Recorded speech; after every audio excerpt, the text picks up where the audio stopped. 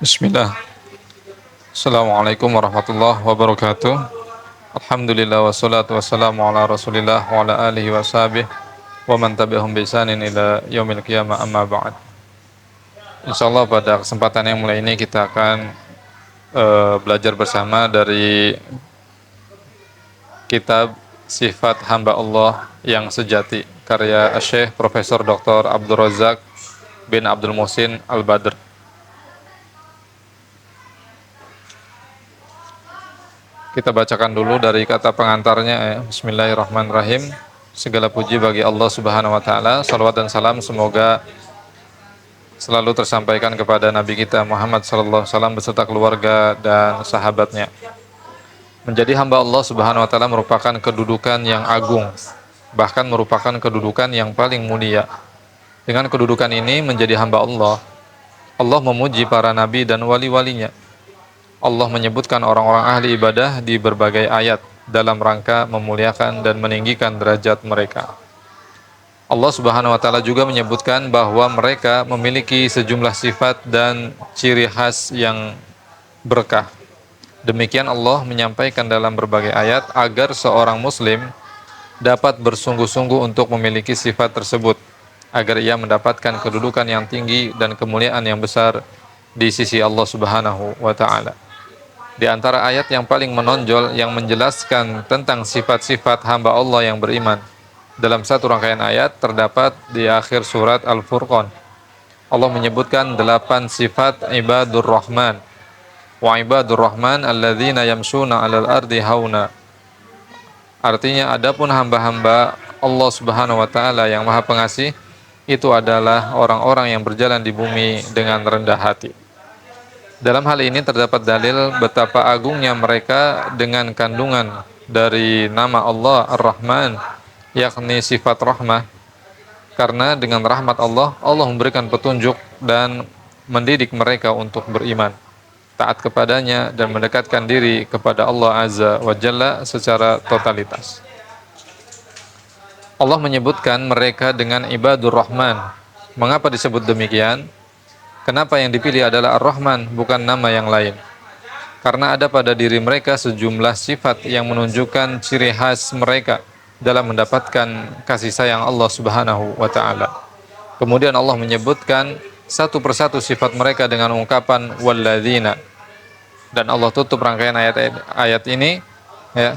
Dan Allah tutup rangkaian ayat-ayat ini dengan menyebutkan pahala yang besar dan ganjaran yang banyak yang telah Allah siapkan untuk mereka. Masya Allah. Maka layak bagi setiap muslim yang berupaya untuk menyelamatkan dan membahagiakan dirinya untuk merenungi sifat-sifat ibadur rahman yang terdapat dalam rangkaian ayat yang penuh berkah ini, sehingga ia dapat mengetahui dengan baik lalu berusaha mewujudkannya dengan sempurna. Masya Allah. Saudara-saudariku kaum muslimin yang dimuliakan Allah Subhanahu wa taala, kemudian marilah kita ya belajar bersama, kita kaji bersama sifat yang pertama. Ya. Sifat yang pertama ya, hamba Allah Subhanahu wa taala yang sejati yang disebutkan oleh Allah Subhanahu wa taala di dalam akhir surat Al-Furqan. Nah, sifat yang pertama yaitu adalah tenang, berwibawa, tawadu karena Allah Subhanahu wa taala dan juga kepada sesama. Tawadu ya kepada Allah dan juga kepada sesama.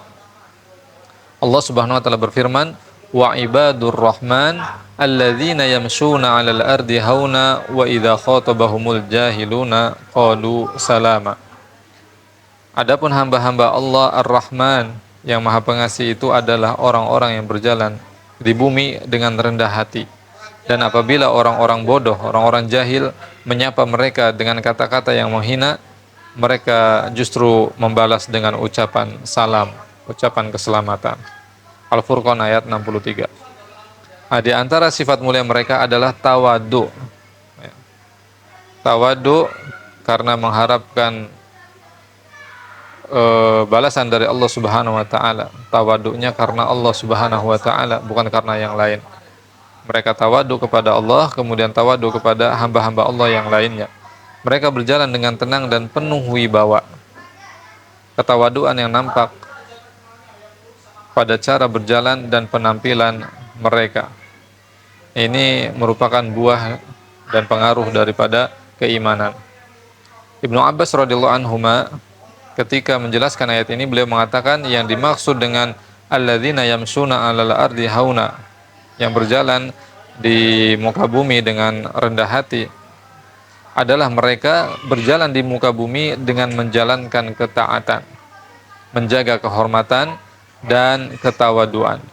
Maka bentuk nyata dari ketawaduan dan ketenangan mereka, jika mereka menjumpai di jalan yang mereka lalui orang-orang bodoh, mereka berbicara dengan ungkapan yang tepat, perkataan yang bersih dari kebodohan.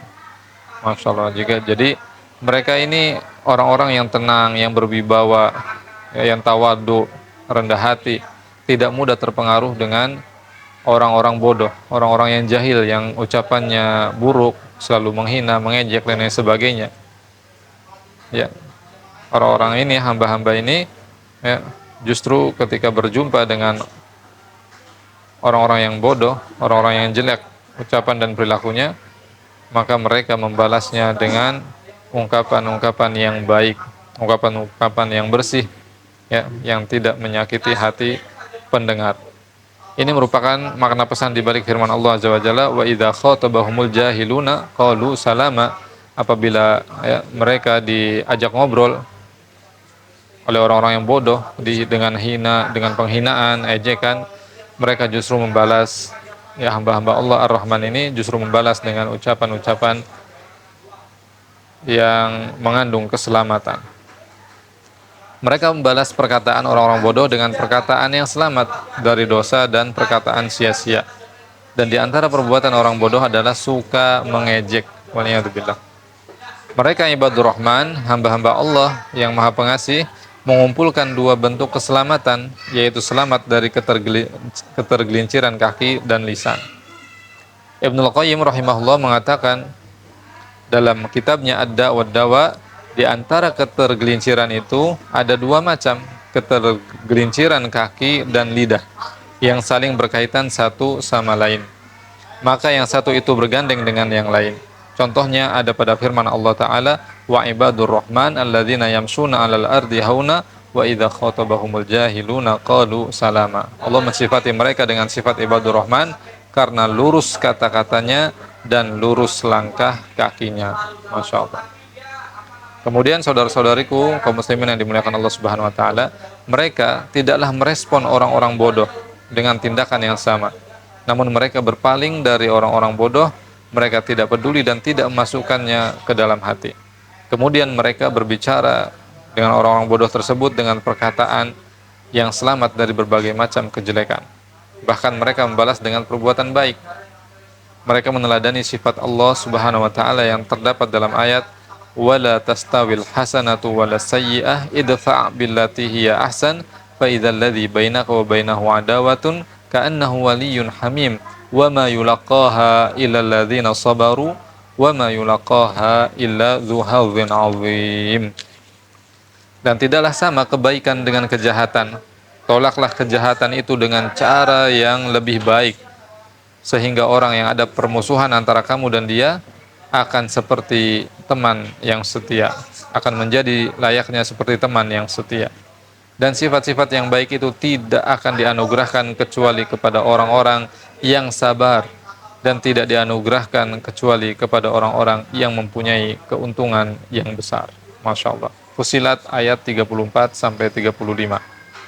Manusia, saudara-saudariku yang dimuliakan Allah Subhanahu wa taala, itu bertingkat di dalam akhlak dan gaya interaksi mereka.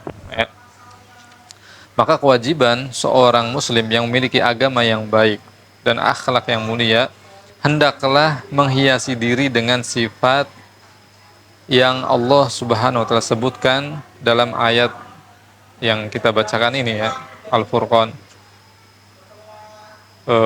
Ayat berapa tadi? 63, ya. Yaitu membalas kejelekan dengan kebaikan, terus tawadhu kepada sesama manusia bagaimanapun akhlak mereka. Jadi kita itu kalau mendapati perbuatan buruk dari orang lain, Ya, jangan dibalas dengan keburukan yang sama. Justru kita balas dengan kebaikan. Tetap kita eh, bersikap rendah hati kepada mereka. Kemudian juga kita mengucapkan kalimat-kalimat yang mengandung keselamatan untuk mereka. Tidak menghujat, mencaci, mencela dan lain sebagainya. Ini sifat hamba-hamba Allah Subhanahu wa taala, ya, yang disebutkan dalam surat Al-Furqan ini. Wa ibadur rahman, itu hamba-hamba Allah yang pengasih. Dan sebelum itu hendaklah meminta tolong kepada Allah Subhanahu wa taala dalam segala urusan.